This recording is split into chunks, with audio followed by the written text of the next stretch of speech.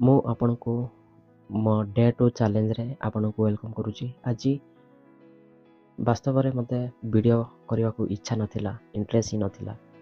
ମୁଁ ବହୁତ ହଡ଼ସୁଆ ହେଉଥିଲି ଆଉ ନିଜର ଟାଇମ୍ ୱେଷ୍ଟ କରୁଥିଲି ବାହାରେ, ଆଉ ସାଙ୍ଗସାଥିମାନଙ୍କ ସହିତ ମୁଁ ବାହାରେ ଟାଇମ୍ ୱେଷ୍ଟ କରୁଥିଲି। ମନରେ ତ ଇଣ୍ଟରେଷ୍ଟ ଥିଲା କିଛି ଶିଖିବା ପାଇଁ, କିଛି ସ୍କିଲ୍ ଡେଭଲପମେଣ୍ଟ କରିବା ପାଇଁ, କିଛି ଆଉ ଏଜୁକେସନ୍ କରିବା ପାଇଁ, ମୋର ପର୍ସନାଲିଟି ଡେଭଲପମେଣ୍ଟ ପାଇଁ, ପର୍ସନାଲ୍ ଗ୍ରୋଥ୍ ପାଇଁ, ନିଜର କମ୍ୟୁନିକେସନ୍ ସ୍କିଲ୍କୁ ଡେଭଲପମେଣ୍ଟ କରିବା ପାଇଁ କିଛି ଶିଖିବା ଇଣ୍ଟରେଷ୍ଟ ଥିଲା, କିଛି ରିସର୍ଚ୍ଚ କରିବାର ଇଣ୍ଟରେଷ୍ଟ ଥିଲା। କିନ୍ତୁ ମୁଁ ଆଉ ସେସବୁକୁ ଏତେ ସିରିୟସଲି ନ ନେଇ ମୁଁ ନିଜର ସାଙ୍ଗସାଥିମାନଙ୍କ ସହିତ ଆଉ ନିଜର ଭାଇମାନଙ୍କ ସହିତ ମୁଁ ବାହାରେ ଟାଇମ୍ ୱେଷ୍ଟ କରୁଥିଲି। ଆଜି ଜମାରୁ ଇଚ୍ଛା ନଥିଲା। ଆଜି ହେଉଛି ଡେ ଟୁ ମୋର କମ୍ୟୁନିକେସନ୍ ସ୍କିଲ୍ ଇମ୍ପ୍ରୁଭମେଣ୍ଟ କରିବାର ଦ୍ୱିତୀୟ ଦିନ, କିନ୍ତୁ ଏଇ 2 ଦିନ ମୁଁ ନିଜକୁ ଫୋକସ୍ କରି କାମ କରିପାରୁନି। ତ ମୁଁ 30 ଦିନ କେମିତି ଚ୍ୟାଲେଞ୍ଜ ନେବି? ସତ କଥା, ଯେଉଁମାନେ ଫ୍ଲୁଏଣ୍ଟଲି କହିପାରୁଛନ୍ତି, ନିଜର କମ୍ୟୁନିକେସନ୍କୁ ଆଉ ଭଲରେ ପ୍ରେଜେଣ୍ଟ କରିପାରୁଛନ୍ତି, ସେମାନେ କେତେ ନା କେତେ ସେମାନେ ଷ୍ଟ୍ରଗଲ୍ କରିନଥିବେ।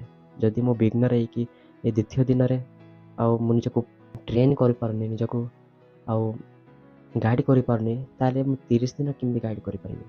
ସତ କଥା ଭାଇ, ମୁଁ ଆଜି ଏଇ ଦ୍ୱିତୀୟ ଦିନରେ ମୁଁ ଏଇଟା ଶିଖିବାକୁ ପାଇଲି କି ଇଚ୍ଛା ଥାଉ କି ନଥାଉ, ଯେଉଁଟା ମୁଁ ଚ୍ୟାଲେଞ୍ଜ ନେଇଛି ସେଇ ଚ୍ୟାଲେଞ୍ଜକୁ ଆକ୍ସେପ୍ଟ କରିବା ପାଇଁ ଇଚ୍ଛା ନଥିଲେ ମଧ୍ୟ ନିଜର କଣ୍ଟେଣ୍ଟକୁ କ୍ରିଏଟ୍ କରିବି, ନିଜର ସ୍କିଲ୍କୁ ଡେଭଲପମେଣ୍ଟ କରିବି।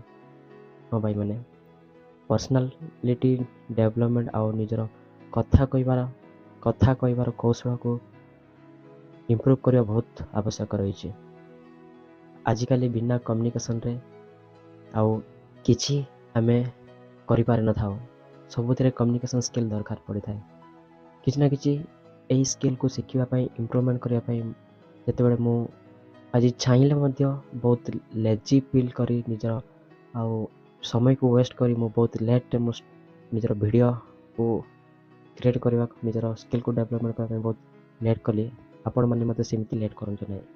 ଏଇ ଭିଡ଼ିଓରେ ମୁଁ ଆଜି ଏଇଟା ଶିଖିବାକୁ ପାଇଲି କି ଲେଜିନେସ୍ ଆମର କନଫିଡେନ୍ସକୁ, ଆମର କନସିଷ୍ଟେନ୍ସିକୁ, ଆମର ଡିସିପ୍ଲିନକୁ ମାରି ଦେଇଥାଏ। ସେଇଥିପାଇଁ ଇଚ୍ଛା ଥାଉ କି ଇଚ୍ଛା ନଥାଉ, ଆପଣମାନେ ନିଜର ଗୋଲ୍କୁ, ନିଜର ଡିସିପ୍ଲିନକୁ ଫଲୋ କରନ୍ତୁ। ମୁଁ ମଧ୍ୟ ଫଲୋ କରିବି। ତ ଥ୍ୟାଙ୍କ ୟୁ। ଯଦି ଆପଣମାନେ ମୋର ଡେ 3 ଭିଡ଼ିଓ ଦେଖିବାକୁ ଚାହୁଁଛନ୍ତି, ତାହେଲେ ଆପଣ ମୋ ସହିତ ଯୋଡ଼ି ହୁଅନ୍ତୁ।